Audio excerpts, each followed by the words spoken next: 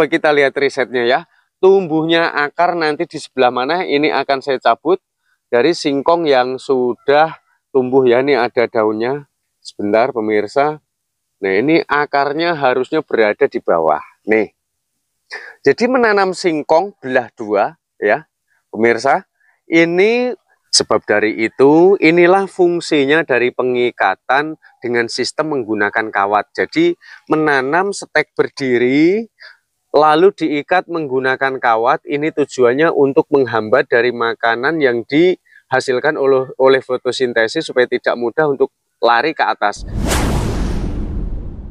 Para pakar singkong sepakat, Fakultas Dinas Pertanian, bahwa agar dapat menghasilkan umbi yang lebat, itu yang paling number one, nomor satu, dengan cara sistem okulasi sambung pucuk seperti ini ya. Ini udah jelas-jelas tumbuh, dan biasanya kalau disambung pucuk seperti ini, nanti setelah pecah mata tunas yang bagian menjulang ke atas ini akan mati, dan hanya dipergunakan dari tunas yang sudah tumbuh seperti ini. Lalu jika menanam dengan yang dilakukan oleh orang pada umumnya seperti ini ya, kurang lebih dari 15 cm hingga 30 bibitnya, ini disetek langsung main ditancapkan seperti itu. Itu juga cara yang bagus, tapi sesuai dengan risetnya, agar dapat menghasilkan umbi yang lebat, maka carilah bibit singkong yang sudah memiliki ukuran yang besar, dan juga ini bekas pelepah ini carilah yang rapat gitu.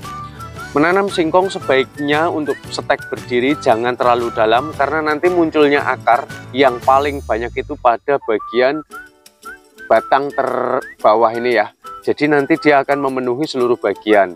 Nah, mengingat dari itu, karena munculnya akar berawal dari bawah sini, jika media bibitnya ini besar dan super jumbo, maka sudah dapat dipastikan akarnya pun akan lebat. Itu alasannya kenapa suruh mencari bibit yang berukuran besar. Sebab dari itu, inilah fungsinya dari pengikatan dengan sistem menggunakan kawat. Jadi menanam stek berdiri lalu diikat menggunakan kawat, ini tujuannya untuk menghambat dari makanan yang dihasilkan oleh fotosintesis supaya tidak mudah untuk lari ke atas, sehingga dapat mengakibatkan bonggolnya ini membengkak dan besar gitu, karena seluruh makanan itu banyak tertampung di areal pangkal. Nah, jika sudah demikian, karena munculnya akar itu di bagian bawah sini, sudah dapat dipastikan akarnya jauh akan lebih banyak jika dibanding dengan cara orang menanam dengan sistem yang normal. Nah, inilah manfaat dari kawat, risetnya sudah dapat kita lihat ya. Dan juga tidak hanya pohon singkong ya, seperti ini ya. Untuk pohon apapun, kalau diikat menggunakan kawat seperti ini, maka di bagian atas dia akan mengecil dan di bagian bawah dia akan cenderung lebih besar. Jadi secara spesifikasinya, diikat menggunakan kawat ini bertujuan untuk mengendalikan dari hasil fotosintesis. Coba kita lihat risetnya ya. Tumbuhnya akar nanti di sebelah mana, ini akan saya cabut dari singkong yang sudah tumbuh ya. Ini ada daunnya. Sebentar pemirsa. Nah, ini akarnya harusnya berada di bawah. Nih.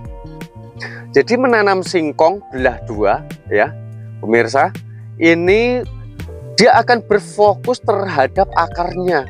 Jadi buat pemirsa yang kemarin pada nggak percaya ya, menanam singkong kok belah dua, belah empat, ya ini hasilnya gitu. Maka seiring waktu berjalan, akar ini akan update menjadi umbi singkong yang sangat lebat.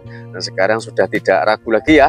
Dan ini kalau udah dicabut, ditancapin lagi juga sudah hasilnya tidak maksimal, karena ini banyak akar yang sudah terputus. Ini karena untuk riset saja membuktikan pada kemarin yang pada pro dan kontra ataupun mungkin ngeyel gitu dengan tutorial yang sudah saya suguhkan, sekarang sudah tahu sendiri hasilnya seperti apa.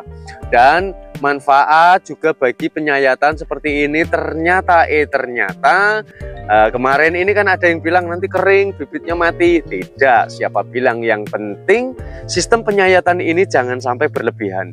Justru dengan adanya penyayatan ini dia akan berfokus terhadap pelebatan akarnya. Karena yaitu tadi, dari hasil fotosintesis itu tidak mudah untuk lari ke atas karena terhambat oleh pelukaan ini tadi. Maka jangan heran kalau sebagian besar petani menanam bibit singkongnya di bagian bawah ini suka dilukai seperti ini gitu ya. Dan yang menjadi pondasi dasar adalah media tanam itu sendiri. Sebagus apapun bibit, kalau media tanamnya tidak gembur, maka akan sulit menghasilkan umbi yang banyak. Jadi untuk mendapatkan hasil yang lebih melimpah, pergunakanlah tanah jenisnya yang bertekstur mawur, tidak lengket gitu ya. Saya rasa tutorial dari saya ini sudah sangat komplit dan bermanfaat sekali. Silahkan buat pemirsa yang ingin mencoba-coba, barangkali ingin menanam dengan treatment dari yang sudah saya sebutkan di antaranya. Mudah-mudahan ini akan memberikan kemanfaatan untuk prospek kedepannya. Salam cinta tanaman.